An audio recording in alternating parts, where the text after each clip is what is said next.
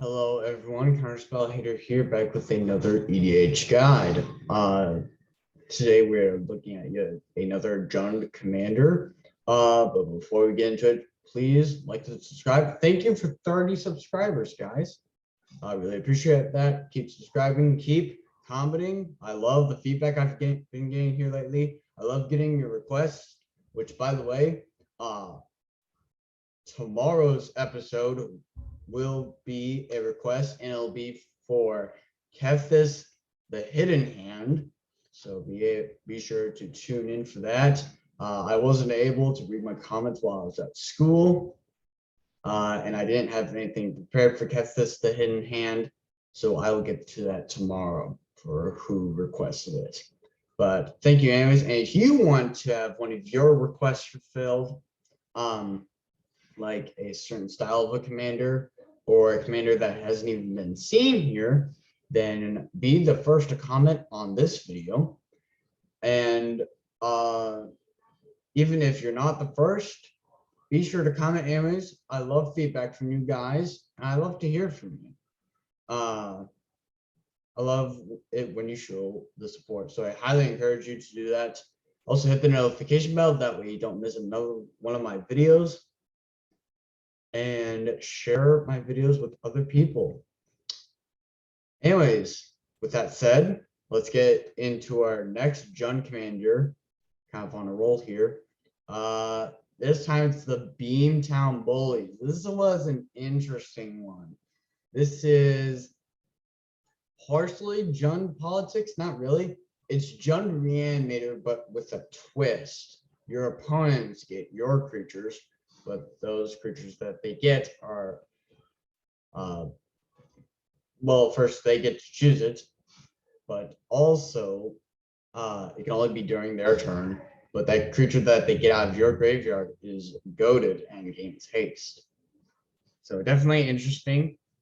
So we're gonna have a bunch of discard effects, kind of mill effects, sacrifice effects, and also some effects that like can't affect us or the whoever's playing this deck in any negative way.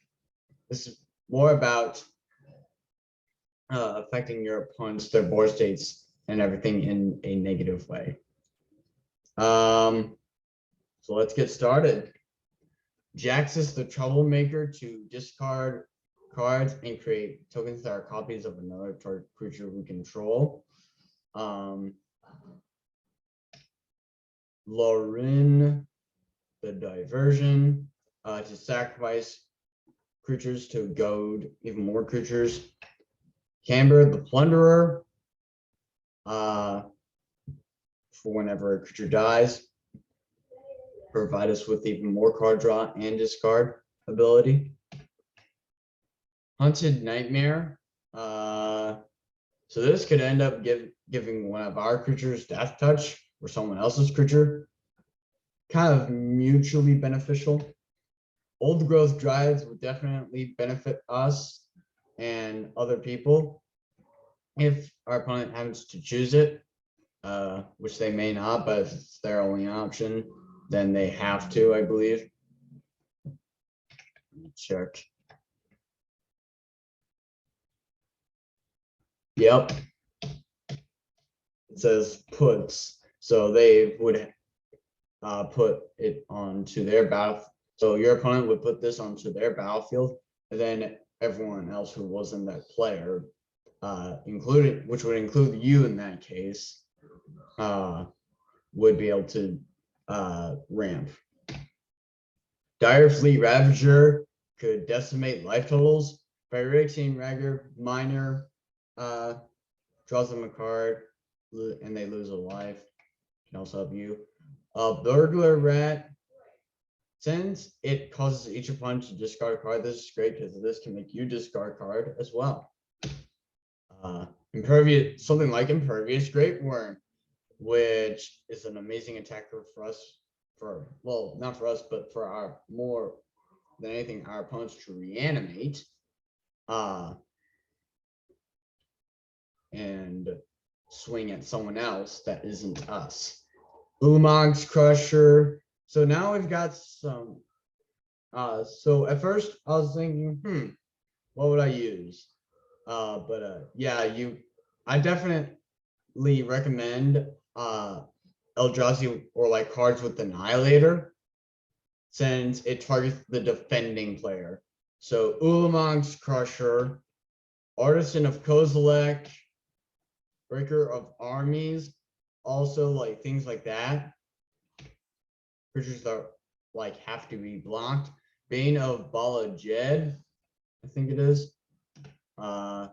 So those sorts of effects that target the defending player, or just hurt them and hurt anyone but us in general. But I definitely recommend cards with like Annihilator. Just maybe not any not any legendaries, because you want your opponents to reanimate them, and definitely not it that betrays. That could end up making Sean. That could end up making your opponent very strong, because that will be a permanent benefit to them, and that could result in them winning the game as opposed to you winning the game, which we do not want. So probably definitely do not put it that betrays in this deck. But you definitely want Vengeful Ancestor, since you're goading creatures. You want this to stay on your side more than anything. So try to keep this alive. If it dies, oh well, your opponent may get it whenever. Wait. Although actually it doesn't matter, because this will be goaded, and since your opponent will be controlling it, this will end up dealing one damage to our opponent who chose to reanimate Vengeful Ancestor. And although when it is about to attacks, it does go target creature, but because by the time it comes to our turn, if they've goaded something that's ours, then Vengeful Ancestor won't be around. It'll be in exile. Carnage Tyrant. So these are now like we're now getting into like big attacking creatures, so just like kind of vanilla, but like with keywords. Carnage Tyrant can't be countered. Gigantosaurus, Nullhide Ferox is a great one. This can really dampen our opponent's plans, especially red-blue players. If this is their only option and we target them, this could end up decimating them. And if everyone's in favor of them not being able to cast non-creature spells, they're not going to be activating Nullhide Ferox's activated ability. Not to mention this thing is hexproof. But yeah, so this could be devastating for at least a turn to one of our opponents. Greater Sandworm, great attacker, Thorn Elemental. Since it's definitely would recommend this one being put in your deck, because it can assign its combat damage as though it weren't blocked. Shifet Monitor. This is another great creature, because when you are the only one getting the benefits from it if you cycle it. And other than that, your opponent's just getting the 6/5, whereas you are getting land, which is probably overall better.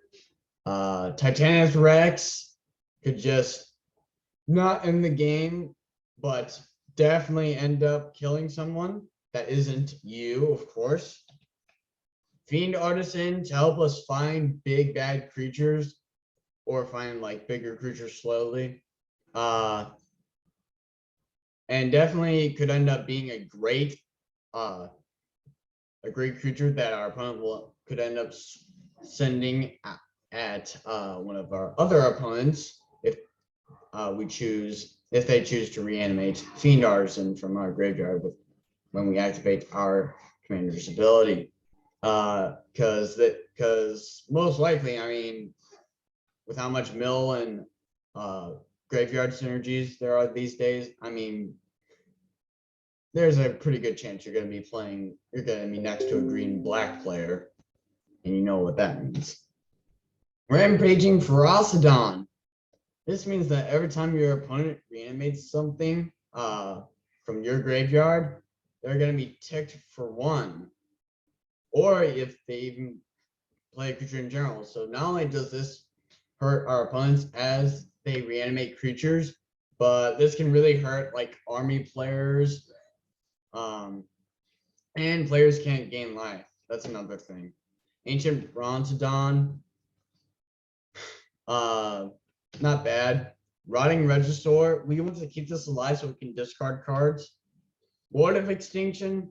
Again, whole thing with like a green-black player probably being next to you, or a middle player in general. Because this thing can be very big and end up possibly killing someone if your opponent gets a trample.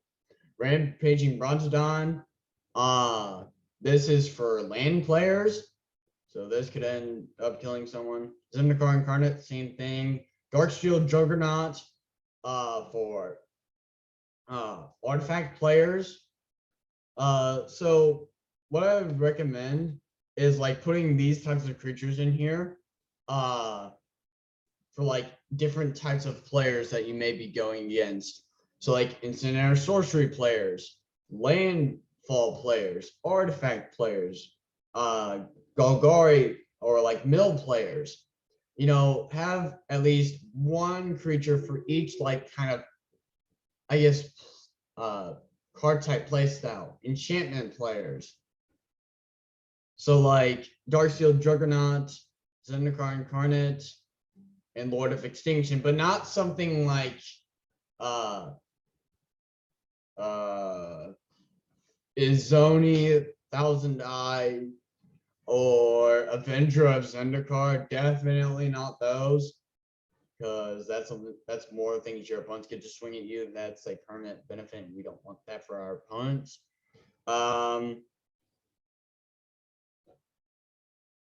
Something that can more than anything end up being big and do a lot of damage, but also doesn't provide a permanent benefit for whoever is reanimating said thing.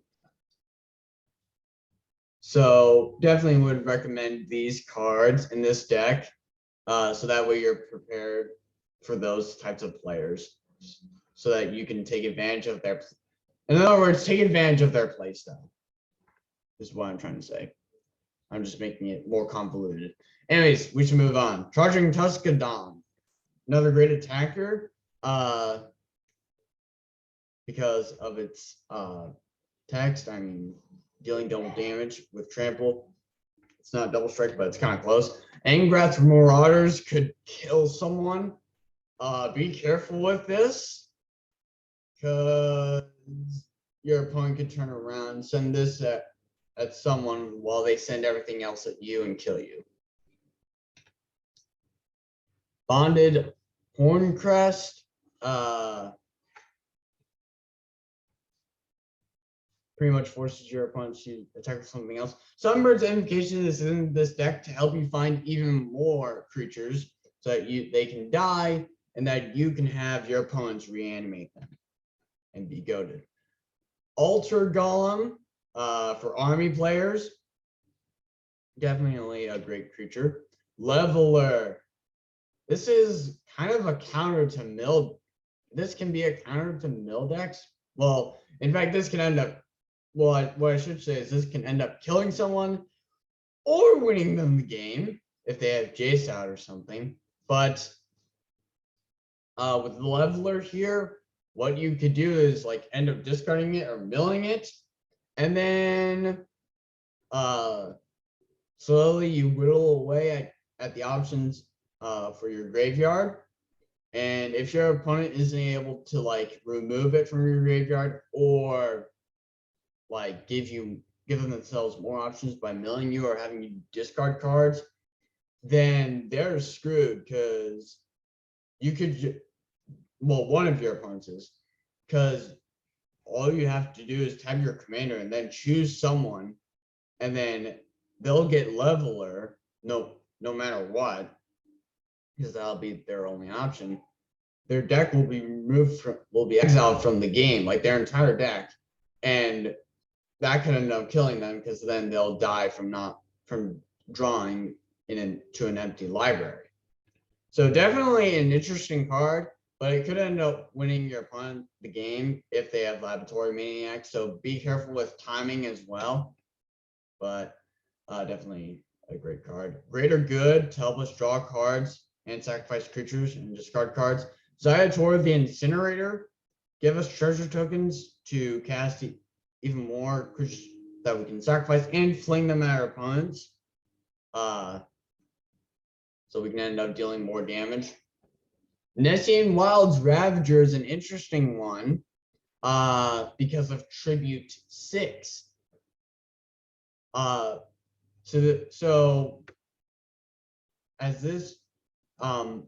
if your opponent chooses you could turn this into a 12/12 and then have it swing at someone else.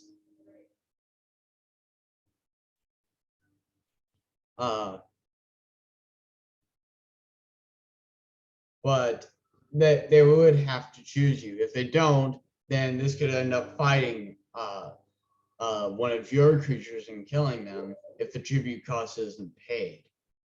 So maybe not put this in your deck. I'm not certain. Depends on you. Like I said, well, I've kind of been neglecting to say, I guess is what I should say. But you don't have to use these cards. You can use some of the cards, all the cards, none of the cards. It's just this video is just to get you pointing in the right direction. Damogoth Titan, definitely a great creature because it can whittle away at someone's board state, not to mention 11/10. Pretty good. Dread Summons to mill and create you an army, so if you need to block. Balstrade Spy could mill someone, or more specifically you, because your opponent could choose you and you could also choose yourself. Mesmeric Orb for mill. Tormod the Desecrator, definitely would also recommend you put this in your deck because it can create you a decent amount of 2/2 tokens. Necrotic Hex, make everyone sacrifice. Desecrated Tomb, same thing as Tormod the Desecrator. Definitely would recommend you put this in your deck. Seedborn Muse to untap, so that way we can have our opponent reanimate multiple creatures in our graveyard. Staff of Domination, kind of do the same thing. 1,000-Year Elixir, again, same thing. Mage Redstone. Full Wrath Stronghold, in case we don't want our opponent getting something out of our graveyard that could be detrimental to us, or to kind of eliminate options. Failed Passage, I didn't know what else to put in here. I was kind of running out of time. And then, like with these past few videos, 16 basic swamps, 16 basic forests, and 16 basic mountains. And with all of that, the end of this EDH guide starring the Beamtown Bullies. With that said, please like and subscribe. Thank you guys for 30 subscribers. Never thought I'd get this far. Really shows me how much you care. So by all means, subscribe and like and keep commenting. I have been loving the feedback here I've been getting lately. Let me know what I do right. And as you're commenting, if you're the first one to comment, then you know the deal. Type in the name of the commander, and I will fulfill some request. Although I do have to fulfill a request, so I may get to requests later that weren't. I may get to requests that weren't made on this video because I owe one of my viewers an EDH request for Kethis the Hidden Hand, as I said at the beginning.